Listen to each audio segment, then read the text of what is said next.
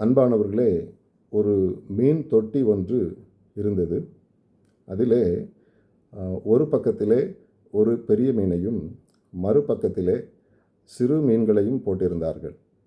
அந்த 2 மீன்களையும் பிரிப்பதற்கு நடுவிலே கண்ணாடியிலே ஒரு பார்ட்டிஷன் வைக்கப்பட்டிருந்தது.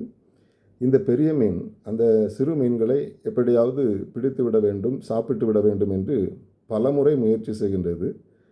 அந்த சிறு மீன்களை அதனால் பார்க்க முடிகிறது. ஆனால் அந்த கண்ணாடியை தாண்டி அதனால் செல்ல முடியவில்லை. அந்த கண்ணாடி தடையாக இருப்பதை அதனால் புரிந்து கொள்ளவும் முடியவில்லை. பல நேரங்களிலே போய் அந்த கண்ணாடியிலே மோதி அதனுடைய முகம் காயப்பட்டதே அன்றி அந்த மீனால் அந்த கண்ணாடியை தாண்டி மறுபுறத்தில் உள்ள சிறு மீன்களை பிடிப்பதற்கு செல்ல முடியவே இல்லை. பலமுறை அது முயற்சி செய்து காயப்பட்டு கடைசியிலே ஒரு முடிவுக்கு வந்துவிட்டது. அந்த சிறு மீன்களை என்னால் பிடிக்க முடியாது என்கின்ற ஒரு நிலைமைக்கு அது வந்துவிட்டது. கொஞ்ச நாள் கழித்து அந்த பெரிய மீனையும் சிறு மீன்களையும் பிரிக்கக்கூடிய அந்த பார்ட்டிஷனாக இருந்த அந்த கண்ணாடியை எடுத்து விடுகின்றார்கள். இப்போது அந்த சிறு மீன்கள் அந்த மீன் தொட்டி முழுவதிலும் சுதந்திரமாக உலாவுகின்றது. ஆனால் அந்த பெரிய மீன் அந்த சிறு மீன்களை சாப்பிடவே இல்லை. காரணம், அதனுடைய மனநிலை கட்டப்பட்ட ஒரு மனநிலைமைக்கு சென்றுவிட்டது. என்னால் இந்த மீன்களை சாப்பிட முடியாது, இந்த சிறு மீன்களை என்னால் பிடிக்க முடியாது என்கின்ற ஒரு நிலைப்பாட்டிற்கு அந்த பெரிய மீன் வந்துவிட்டது. அதனால் அந்த சிறு மீன்களை அந்த பெரிய மீனால் சாப்பிடவே முடியவில்லை. ஏன் இதை சொல்லுகிறேன் என்று சொன்னால், அன்பானவர்களே, நம்முடைய மனநிலைமையும் பல நேரங்களிலே பாவத்திற்கும் அல்லது பாவத்தின் சம்பளமாகிய மரணத்திற்கும் மரண பயத்திற்கும் கட்டப்பட்ட நிலைமையிலே காணப்படுகின்றது. ஆனால் அதிலிருந்து விடுதலை பெற வேண்டும். அதிலிருந்து விடுதலையை நமக்கு வழங்குகிறவர் ஆண்டவர் இயேசு கிறிஸ்து என்கின்ற சிந்தனையை இந்த வேத பகுதிகள், இந்த நாளின் தலைப்பானது நமக்கு கற்றுக் கொடுப்பதாக காணப்படுகின்றது. விடுதலை வாழ்வுக்கு நேராக நம்மை அழைக்கின்ற ஆண்டவர், கால் டு பி லிபரேட்டிவ் என்கின்ற தலைப்பு நமக்கு கொடுக்கப்பட்டிருக்கின்றது.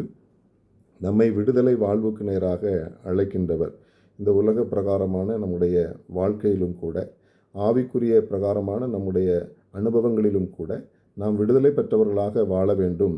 எந்த ஒரு நிலைமையிலும் நாம் கட்டப்பட்ட நிலைமையிலே அடிமைத்தனத்திற்குள்ளாக நாம் இருந்துவிடக்கூடாது என்பதை வேதம் நமக்கு கற்றுக் கொடுக்கின்றது. நம்முடைய ஆண்டவர், நாம் ஆராதிக்கின்ற ஆண்டவராகிய இயேசு கிறிஸ்து விடுதலையின் நாயகராக வேதாகமத்திலே நாம் பார்க்கின்றோம். எகிப்தின் அடிமைத்தனத்திலிருந்து தமது ஜனங்களை மீட்டெடுத்து கானான் தேசத்திலே கூட்டி சேர்க்கின்ற அந்த விடுதலை பயணம் மிகவும் முக்கியமானது. அதே போல் பாவத்திற்குள்ளாக அடிமைப்பட்டிருக்கின்ற மனிதனை பாவத்திலிருந்து விடுதலை கொடுத்து அவனை பரிசுத்த நிலைமைக்கு, பரலோக வாழ்வுக்கு நேராக வழிநடத்துகின்ற வல்லமை ஆண்டவர் இயேசு கிறிஸ்துவுக்கு உண்டு என்பதை வேதம் நமக்கு கற்றுக் கொடுக்கிறது. அந்த ஆழமான விசுவாசத்திலே நம்பிக்கை கொண்டிருக்கின்ற, உறுதியாக இருக்கின்ற நாம் சிலுவையிலிருந்து சிகரத்திற்கு முன்னோக்கி செல்வதற்கு இந்த கட்டப்பட்ட நிலைமையிலிருந்து விடுதலை பெற்றவர்களாக வாழ வேண்டும், மாற வேண்டும் என்பதை வேதம் நமக்கு கற்றுக் கொடுக்கின்றது. இன்றைக்கு நம்முடைய சிந்தனைக்கென்று கொடுக்கப்பட்டிருக்கின்ற வேத பகுதி யோவான் எழுதின சுவிசேஷம் 11ஆம் அதிகாரம் 33ஆம் 43ஆம் 44ஆம் வசனங்களிலே நாம் வாசித்து பார்க்கும் பொழுது, ஆண்டவர் லாசருவே வெளியே வா என்று உரத்த சத்தமாய் கூப்பிடுகிறார். அப்பொழுது மரித்தவன் வெளியே வந்தான். இது என்ன நமக்கு கற்றுக் கொடுக்கிறது என்று சொன்னால், இந்த விடுதலை வாழ்வை வழங்குகின்ற ஆண்டவர் மரணத்திலிருந்து புது வாழ்வை கொடுக்கக்கூடியவர். ஃப்ரம் டெத் டு லைஃப் என்று என்கின்ற சத்தியத்தை இந்த வேத பகுதியானது நமக்கு கற்றுக் கொடுக்கின்றது. ஃப்ரம் டெத் டு லைஃப், மரணத்திலிருந்து விடுதலை கொடுக்கக்கூடிய ஆண்டவர். அன்றைக்கு லாசரு மரித்திருக்கிறார். லாசரு மரித்து 4 நாட்கள் ஆயிற்று. மார்த்தாளும் மரியாளும் அழுது கொண்டிருக்கின்றார்கள். அவர்களோடு கூட வந்து ஆண்டவர் அந்த துக்கத்திலே பங்கு பெறுகின்றார். இயேசு கண்ணீர் விட்டார் என்று வாசிக்கின்றோம்.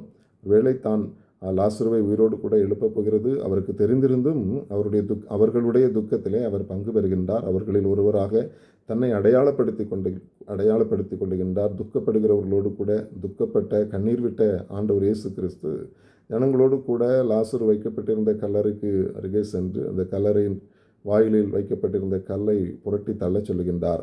லாசருவே வெளியே வா என்று சொல்லி அழைக்கின்றார். லாசரு உயிரோடு கூட வெளியே வருகின்றான். வசனத்திலே 44ஆவது வசனத்திலே சொல்லப்பட்டிருக்கு, அப்பொழுது மரித்தவன் வெளியே வந்தான் என்று வாசிக்கின்றோம். அப்போது ஒரு மரண நிலையிலிருந்து புது வாழ்வுக்கு நேராக வழிநடத்துகின்றவர். டெத் டு லைஃப் என்பதை இந்த வேத வசனமானது நமக்கு கற்றுக் கொடுக்கின்றது. அன்புக்குரியவர்களே, ஒருவேளை வேதாகமத்திலே மரணம் என்பது ஒரு பாவத்தின் அடையாளமாக காணப்படுகின்றது. பாவத்தின் சம்பளம் மரணம் என்று நாம் வாசிக்கின்றோம். அப்போ மரணத்திலிருந்து விடுதலை என்பது பாவத்திலிருந்து விடுதலை என்கின்ற ஒரு சிந்தனையை நமக்கு கற்றுக் கொடுக்கிறது. மரணத்திலிருந்து விடுதலை அளிக்கின்ற ஆண்டவர் பாவங்களை மன்னித்து அவைகளிலிருந்து நமக்கு விடுதலை வாழ்வுக்கு நேராக வழி நடத்துகின்றவர். அப்போ மரணம் என்பது பாவத்தின் அடையாளமாக அல்லது நம்பிக்கையற்ற ஒரு தன்மைக்கு அடையாளமாக காணப்படுகிறது. ஹோப்லெஸ் ஸ்டேட்டஸ் என்று சொல்லலாம். அப்போ அந்த நிலைமையிலிருந்து நம்பிக்கை உள்ள ஒரு வாழ்வுக்கு நேராக வழி நடத்தக்கூடியவர் ஆண்டவர். மரணம் என்பது நம்மை ஆண்டவரிடமிருந்து பிரிப்பதாக காணப்படுகின்றது. பாவம் செய்யும் பொழுது மனிதன் ஆண்டவரை விட்டு தூரமாக செல்கின்றான். பாவத்தின் சம்பளமாகிய மரணம் அவனை ஆண்டவரை விட்டு பிரித்து விடுகின்றது. அப்போ ஆண்டவர் அந்த மரணத்தை ஜெயிப்பதன் மூலமாக, அந்த மரணத்திலிருந்து விடுதலை கொடுப்பதன் மூலமாக தம்முடைய ஜனங்களை தம்மிடமாக சேர்த்து கொள்ளுகின்றார். நம்பிக்கை வாழ்வுக்கு நேராக, புது வாழ்வுக்கு நேராக அழைக்கின்றார் என்பதை இந்த வேத பகுதி நமக்கு கற்றுக் கொடுக்கின்றது.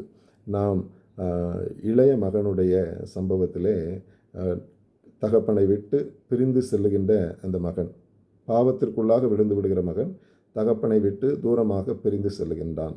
அந்த பாவத்திலே அவன் இருந்து கொண்டிருக்கிறான். ஒரு நாள் மனம் வருந்துகின்றான், மனம் மாறுகின்றான், திருந்துகின்றான். திரும்பவும் தன்னுடைய தந்தையினிடத்திற்கு அவன் கடந்து வருகின்றான். அப்போது அந்த தந்தை சொல்கிறார், என் குமாரனாகி இவன் மரித்தான், இப்பொழுது பிழைத்திருக்கிறான் என்று வசனத்திலே சுட்டி காட்டப்படுகிறது. அன்புக்குரியவர்களே, அந்த பாவம் என்பது அந்த இளைய மகன் தன் தகப்பனை விட்டு தூரமாக பிரிந்து செல்லுகின்ற ஒரு நிலை. அவன் பாவத்திற்குள்ளாக விழுந்து கிடக்கிற மகன் அவன் மரித்திருக்கிறான் என்றே தகப்பன் சொல்லுகின்றான்.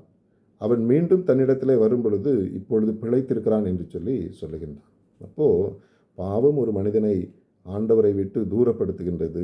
அதிலே இருக்கும் பொழுது, அந்த பாவத்திற்குள்ளாக மனிதன் இருந்து கொண்டிருக்கும் பொழுது அவன் விழுந்து கிடக்கின்றவனாக அல்லது மரித்தவனாக கருதப்படுகின்றான். அதே நேரத்தில் அந்த பாவத்திலிருந்து விடுதலை பெற்று மீண்டும் தகப்பனிடத்திலே, ஆண்டவரிடத்திலே வரும் பொழுது அவன் புது வாழ்வு பெற்ற ஒரு மனிதனாக அடையாளப்படுத்தப்படுகின்றான். அந்த சிந்தனையை இந்த வேத பகுதி நமக்கு கற்றுக் கொடுக்கின்றது. ஆண்டவர் இயேசு கிறிஸ்து மரணத்திலிருந்து விடுதலை கொடுத்து புது வாழ்வுக்கு நேராக வழி நடத்துகின்றவர். ஃப்ரம் டெத் டு லைஃப் என்பதை இந்த நாளின் காலை தியானம் நமக்கு கற்றுக் கொடுக்கின்றது.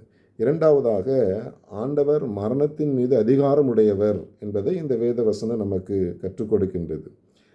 மரணம் கூட ஆண்டவருக்கு கட்டுப்பட்டது தான் இல்லையா? ஒருவேளை இந்த உலகத்திலே நாம் அதிகமாக பயப்படுகின்ற காரியம் என்ன என்று சொன்னால் அது மரணமாகத்தான் இருக்கும். அதை குறித்து தான் நாம் அதிகமாக பயப்படுகின்றோம். ஆனால் ஆண்டவர் இயேசு கிறிஸ்து மரித்து மூன்றாவது நாளிலே உயிரோடு கூட எழும்பினவர், மரணமடைந்தவர்களையும் உயிரோடு கூட எழுப்பினவர். ஆகையினாலே even death is under the control of our Lord Jesus Christ என்பதை நாம் புரிந்து கொள்வதற்கு ஆண்டவர் நம்மை அன்போடு கூட அழைக்கின்றார். ஆண்டவருடைய அனுமதியின்றி மரணமும் நம்மை அணுகாது, மரணமும் நம்மை சேதப்படுத்தாது என்பதை இந்த வேத பகுதி நமக்கு கற்றுக் கொடுக்கின்றது. ஒருவேளை மரணம் இந்த உலகத்திலே நமக்கு நிச்சயம். ஆண்டவர் இயேசு கிறிஸ்து என்னை விசுவாசிக்கிறவன் மரித்தாலும் பிழைப்பான் என்று சொல்லுகின்றார். மரித்தாலும் அவனுடைய ஆவிக்குரிய நிலைமையிலே அவன் உயிர்ப்பிக்கப்பட்டவனாக தம்மோடு கூட ஐக்கியப்படுகின்ற மனிதனாகவே அவன் காணப்படுகின்றான்.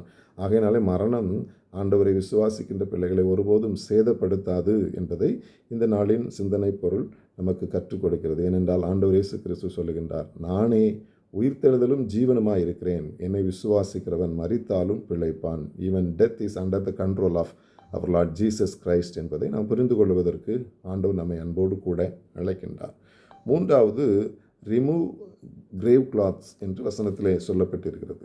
அந்த மரித்தவன், நாம் 44வது வசனத்திலே வாசிக்கிறோம், அப்பொழுது மரித்தவன் வெளியே வந்தான், அவன் கால்களும் கைகளும் பிரேத சீலைகளினால் கட்டப்பட்டிருந்தது, அவன் முகமும் சீலையினால் சுற்றப்பட்டிருந்தது. இயேசு அவர்களை நோக்கி, இவனை கட்டவிழ்த்து விடுங்கள் என்றார். இவனை கட்டவிழ்த்து விடுங்கள் என்றார் என்று வாசிக்கின்றோம். ரிமூவ் ஹிஸ் கிரேவ் கிளாத்ஸ் என்று வசனத்திலே சொல்லப்பட்டிருக்கிறது. அப்போது நம்மை சுற்றியிருக்கின்ற கட்டுக்கள் விடுவிக்கப்பட வேண்டும். அந்த கட்டுக்களிலிருந்து நாம் விடுதலை பெற வேண்டும். அதை இந்த வேத பகுதி நமக்கு கற்றுக் கொடுக்கின்றது. மரணத்திலிருந்து விடுதலை, அல்லது லாசருவின் விடுதலை என்று சொல்லி நாம் சிந்திக்கும் பொழுது, ஆண்டவர் இயேசு கிறிஸ்து மரணத்திலிருந்து புது வாழ்வுக்கு நேராக வழிநடத்தக்கூடியவர். 2வது, மரணமும் அவருடைய கட்டுப்பாட்டுக்குள் தான் இருக்கிறது. ஆண்டவர் மரணத்தின் மீது அதிகாரம் உடையவர் என்பதை இந்த வேத வசனங்கள் நமக்கு கற்றுக் கொடுக்கிறது. ஆகையினால அந்த புது வாழ்வை நாம் பெற்றுக்கொள்வதற்கு ஆண்டவரிடமாய் நாம் திரும்ப வேண்டும். நம்மை சுற்றியிருக்கின்ற பாவ கட்டுக்கள், நாம் எதிலே கட்டப்பட்டு இருக்கின்றோமோ, எதுக்குள்ளாக நாம் விழுந்து கிடக்கிறோமோ, எதிலே நாம் அடிமைப்பட்டு கிடக்கின்றோமோ, அவைகளிலிருந்து நாம் விடுதலை பெற வேண்டும். அதை விட்டு நாம் விலக வேண்டும் என்பதை இந்த வேதவசனம் நமக்கு தெளிவாக காண்பிக்கின்றது. அப்போ நம்மை கட்டி வைத்திருக்கிற கட்டு எது, நம்மை அடிமைப்படுத்தி வைத்திருக்கிற அடிமைத்தனம் எது என்பதை நாம் புரிந்து கொள்வதற்கு, ஆராய்ந்து பார்ப்பதற்கு தான் இந்த லெந்து காலங்கள் நமக்கு கொடுக்கப்பட்டு இருக்கிறது. ஒருவேளை நம்முடைய வாழ்நாட்களின் ஓட்டத்திலே நாம் அனுதினமும் விசுவாசத்திலே வளர்வதற்கு அழைக்கப்பட்டவர்கள், சிலுவையிலிருந்து சிகரத்தை நோக்கி பிரயாணிக்க நாம் கடமைப்பட்டவர்கள். அந்த வாழ்வுக்கு நேராக ஆண்டவர் நம்மை வழிநடத்தும் பொழுது, இந்த பயணத்திலே என்னை பின்தள்ளுகின்ற, என்னை தடுக்கின்ற என்ன காரியம் என்னிடத்திலே உண்டு, பயணத்திலே முன்னோக்கி செல்ல வேண்டுமே தவிர நாம் விழுந்து விடக்கூடாது, பின்னோக்கி விடக்கூடாது, அதை தடுக்கின்ற காரியம் என்னிடத்திலே என்ன உள்ளது என்பதை நாம் ஆராய்ந்து பார்த்து அகற்றி விடுவதற்கு தான் இந்த லெந்து காலங்கள் நமக்கு கொடுக்கப்பட்டிருக்கிறது. இந்த காலை தியான வேளை நமக்கு கொடுக்கப்பட்டிருக்கிறது. நம்மை நாம் ஆராய்ந்து பார்ப்பதற்கு நாம் அழைக்கப்படுகின்றோம். நம்முடையத்திலே காணப்படுகின்ற பாவகரமான பழக்க வழக்கங்கள், மற்றவர்களை காயப்படுத்துகின்ற, மற்றவர்களை துக்கப்படுத்துகின்ற, ஆண்டவரை விட்டு நம்மை தூரப்படுத்துகின்ற பாவ பழக்க வழக்கங்கள் நம்மிடத்திலே என்ன உண்டு என்பதை நாம் சிந்தித்து பார்க்கணும். ஒருவேளை நமக்கு அது தெரிந்தோ தெரியாமலோ நம்மோடு கூட இருந்து கொண்டிருக்கிறான். நான் செய்வது சரிதானா, நான் செய்வது ஆண்டவருக்கு பிரியமானதா, இது ஆண்டவர் விரும்புவாரா, இது வேதத்திலே நமக்கு சொல்லப்பட்டிருக்கிறதா, இதை நான் செய்யலாமா? ஒரு விஷயம் நாம் நம்மை ஆராய்ந்து பார்த்து நாம் அந்த காரியங்களை செய்யும் பொழுது நிச்சயமாக அதிலிருந்து விடுதலை பெறுவதற்கு நமக்கு ஆண்டவர் துணை நிற்பார். நம்மை அதிலிருந்து மீட்டு எடுப்பார். அவருடைய கட்டுப்பாட்டுக்குள் தான் அனைத்தும் இருக்கின்றது என்பதை நாம் புரிந்து கொள்வதற்கு ஆண்டவர் நம்மை அன்போடு அழைக்கின்றார். நம்முடைய பழைய சுபாவங்கள், பழைய பழக்க வழக்கங்கள், அவைகளிலிருந்து நாம் விடுதலை பெற வேண்டும். அல்லது பாவம், அல்லது அந்த பாவத்தை குறித்த பாவத்தின் விளைவாக வருகின்ற அந்த குற்ற உணர்விலிருந்து நாம் விடுதலை பெற வேண்டும். ஆண்டவர் இயேசு கிறிஸ்துவின் மீது நாம் நம்பிக்கை வைக்க வேண்டும். நம்மிடத்திலே, நம்முடைய வாழ்க்கையிலே ஏற்பட்ட சில தோல்விகள், அந்த தோல்வி நிமித்தம் நமக்கு ஏற்படுகின்ற பயங்கள், அவைகளிலிருந்து நாம் விடுதலை பெற வேண்டும். எதெல்லாம் நம்மை கட்டி வைத்திருக்கிறதோ, எது நம்முடைய மனதை ஆட்கொண்டு கொண்டு இருக்கிறதோ, அவைகளிலிருந்து நாம் விடுதலை பெற்று ஒரு பரிசுத்த வாழ்வுக்கு நேராக அந்த வாழ்வை நமக்கு கொடுக்கின்ற ஆண்டவர் மீது நம்பிக்கை கொண்டு ஆண்டவரிடமாக நாம் திரும்புவதற்கு ஆண்டவர் நம்மை அன்போடு கூட அழைக்கின்றார். அன்புக்குரியவர்களே, இன்றைக்கு லாசருவின் விடுதலை, மரணத்திலிருந்து லாசருவுக்கு விடுதலை அளித்த ஆண்டவர் நமக்கு என்ன கற்றுக் கொடுக்கிறார் என்று சொன்னால், ஆண்டவர் இயேசு கிறிஸ்து ஃப்ரம் டெத் டு லைஃப், மரணத்திலிருந்து புது வாழ்வுக்கு நேராக நம்மை வழி நடத்துகின்றவர். ஆண்டவர் இயேசு கிறிஸ்து மரணத்தின் மீதும் அதிகாரம் படைத்தவர். எனவே நம்மை சுற்றி இருக்கின்ற கட்டுக்களிலிருந்து, நாம் விழுந்து கிடக்கின்ற பாவ நிலைமையிலிருந்து நாம் விழ்க்கப்பட வேண்டும் என்பதை வேதம் நமக்கு கற்றுக் கொடுக்கின்றது. நம்மை நாம் ஆராய்ந்து பார்ப்போம். எந்த காரியம் என்னை கட்டி வைத்திருக்கிறது, எது என்னை ஆண்டவரிடமாய் நான் திரும்புவதற்கு தடையாக காணப்படுகின்றது, எது என்னை ஆண்டவரை விட்டு தூரப்படுத்துகின்றது, என்னிலே ஏதாவது கெட்ட சுபாவங்கள் இணைந்து விட்டதா, ஆண்டவரை எனக்கு உணர்த்தும், ஆண்டவரே என்னோடு கூட பேசும், உடைய வார்த்தைகளின் மூலமாக என்னை வழிநடத்தும், என்னை நல்ல சுபாவம் உள்ளவனாக, உம்மை போன்ற ஆண்டவரே உம்முடைய சுபாவத்தின்படி வாழ்கின்றவனாக என்னை மாற்றும் என்று நாம் கேட்போம். அனைத்து கட்டுகளிலிருந்தும், மரணத்திலிருந்தும், மரண பயத்திலிருந்தும் விடுதலை அளித்து ஆண்டவர் நம்மை வழிநடத்துவார். ஆமேன்.